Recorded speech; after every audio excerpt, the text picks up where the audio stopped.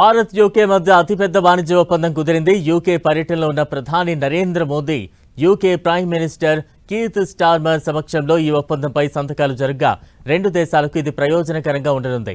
దీంతో యూకేలో మన ఉత్పత్తుల ధర తగ్గడంతో పాటు వ్యాపారం స్వేచ్ఛగా చేసుకునే వీలు కలుగుతుంది.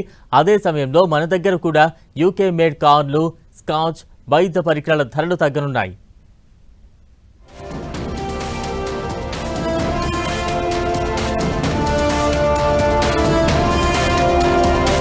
యూకేతో బిగ్గెస్ట్ డీల్ కుదుర్చుకున్న Bharat. This is the biggest and most economically significant trade deal that the UK has made since leaving the EU. మరింత బలపడనున్న వాణిజ్య బంధం. कि कई वर्षों की मेहनत के बाद आज दोनों देशों के बीच comprehensive economic and trade agreement संपन्न हुआ है.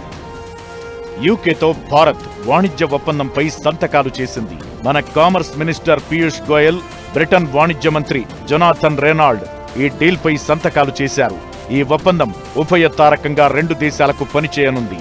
కాంప్రహెన్సివ్ ఎకనామిక్ ట్రేడ్ అగ్రిమెంట్ పేరుతో ఈ ఒప్పందం కుదరగా పరస్పరం దిగుమతి చేసుకునే వస్తువులపై సుంకాలు తగ్గనున్నాయి.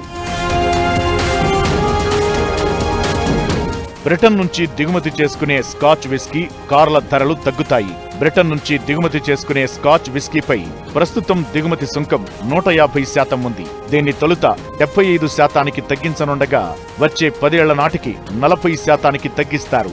అలానే సాఫ్ట్ డ్రింక్స్, కాస్మెటిక్స్, చాక్లెట్స్, బిస్కెట్లు, వైద్య పరికరాల ధరలు కూడా తగ్గే అవకాశముంది.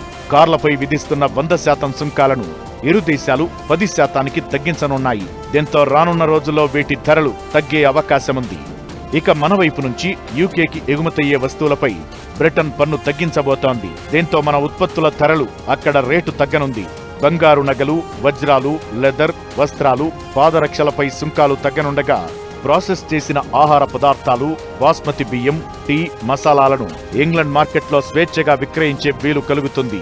ఈ ఒప్పందం ఉపాధి కల్పన, నైపుణ్య శిక్షణకు అవకాశం కలుగుతుందని అంచనాలు నెలకొన్నాయి. ఐటీ, ఫైనాన్షియల్ సర్వీసులు, మేనేజ్మెంట్ కన్సల్టెన్సీ, ఆర్కిటెక్చరల్, ఇంజనీరింగ్ రంగాల్లోనూ కొత్త సంస్థలు వస్తాయనేది పరిశీలకుల అంచనా.